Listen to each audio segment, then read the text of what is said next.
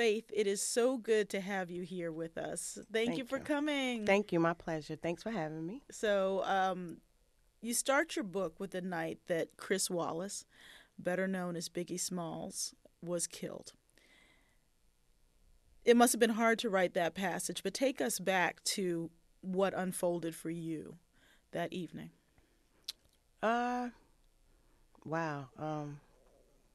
The best way to sum, I mean, basically, my life was changed in a matter of seconds, and I mean, I think that's pretty much how I did sum it up in the intro. I mean, before I even described what I was doing and what he was doing, but yeah, I mean, just in a matter of seconds, my life as I knew it was changed. I mean, I had to very quickly put myself into gear to know that I had a lot of work to do. I mean, I had to kind of just be strong for a lot of people. And the funny thing is that I wasn't with any of them that night, but me being his only beneficiary that was an adult, the next of kin.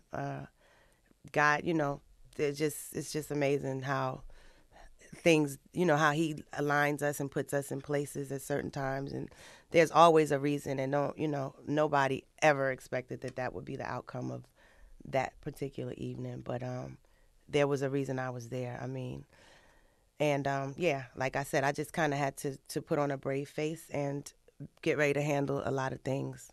You walked into a situation where you were not, and although you were married, you were not with him, Hmm. and you had folks, Heavy D, come up and say you need to get to the hospital. You had, folks sitting you down and saying you need to talk to the doctor. And so when you are married to a man but not actively with him, how did that make you feel about that whole process of having to deal with his death and the grief, which must have been complicated by all the things that you guys had been through?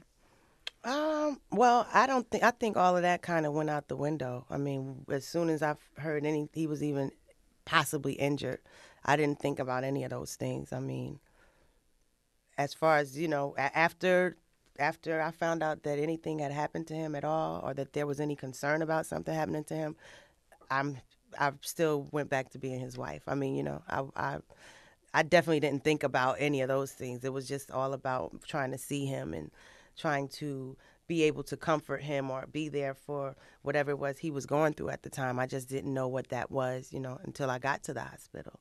But yeah, I none of that stuff, had any grounds at that time. When you realized that you were a widow and you're also a mother, also a songwriter and a singer, what did your vision of your life become in that period of grief? What did you see ahead for yourself? Did you see anything ahead for yourself? Wow. Mm, I mean, to be honest, I couldn't even. I was in such a cloud. I mean, everything is a blur. I mean, my friends still remind me and walk me through certain times after then that "Oh, you don't remember we were all here and doing that and I'm like, I don't remember. I mean, I think I can't even tell you how long it was before I was able to even think about functioning as as an individual, as far as what I had to do for me. Recording, I wouldn't record. The only thing that I did was take my kids to school every day, but other than that, I was completely in a big cloud. Let's back up a little bit from this moment, which was not just a private moment, but it became a very public moment, like Tupac's death, where all these people were grieving as well. And I want to talk about that in a second, but I want to go back to your own childhood. Hmm. Here you were a young widow and a young mother, but you were raised in a family that, like so many, was a network of people who you may not see as, the traditional, mom, dad, two kids, car, dog. Tell me how you grew up. Well, my grandparents raised me. When uh, they've been foster parents for as long as I can remember. I think I've never really given a head count, but they've probably raised close to 100 or 150 foster kids. And I was actually the first child, other than their own, that they actually took care of. They raised me since I was 6 months old. Although my mom lived there as well, she was always, raised me as well. But I lived in their house, and I saw quite a bit of stuff. I mean, that's why I'm constantly interjecting. When people kind of talk about my life after the industry and the things in the book that have already been sensationalized for years and years. But I'm like, well, my life was quite eventful way before I had a record deal with. I mean, and some of that had nothing at all to do with singing. I mean, I remember my grandmother had two foster daughters. They were sisters, and they saw their father murdered their mother. I mean, and they tried to jump my grandmother. I remember all my aunts and cousins beating them up. I mean, I've seen quite a bit of stuff. I used to go to Rahway Prison when I was a little girl to visit a lady from the church's son with her, who was my godfather. And I'm like 5, 6 years old. But, thank God that I'm covered and, nothing, who knows, I would never let my child go visit anybody in prison. I mean, maybe if, God forbid, if that ever happened to her dad and I had to take her, but I don't even think about stuff like that, But, yeah, it was quite interesting, not to mention just me always sort of not being afraid to try. I always kept myself around something musical, whether it was being in a play where I played the drunk daughter or Yeah, sneaking out to the studio to make a, demo that never became anything. But, it was all a part of what I felt I needed to do beyond, that house and beyond church. I was always looking for something to do outside of that, of those four walls. Let's talk a little bit. You mentioned a couple things that you go into some greater detail about.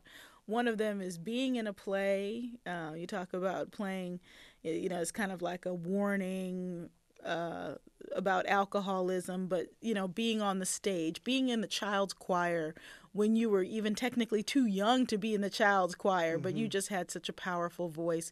And then crawling out the window to go learn recording and what it was like to loop your own voice. I mean, you have done an incredible number of things just as a child and a young lady. Tell me specifically, though, about kind of the runs that you made to go look at the recording industry, climbing out the window. What were you doing then? Well, it's funny because it really wasn't even he wasn't even in the recording industry. The guy whose house I used to go to and write songs.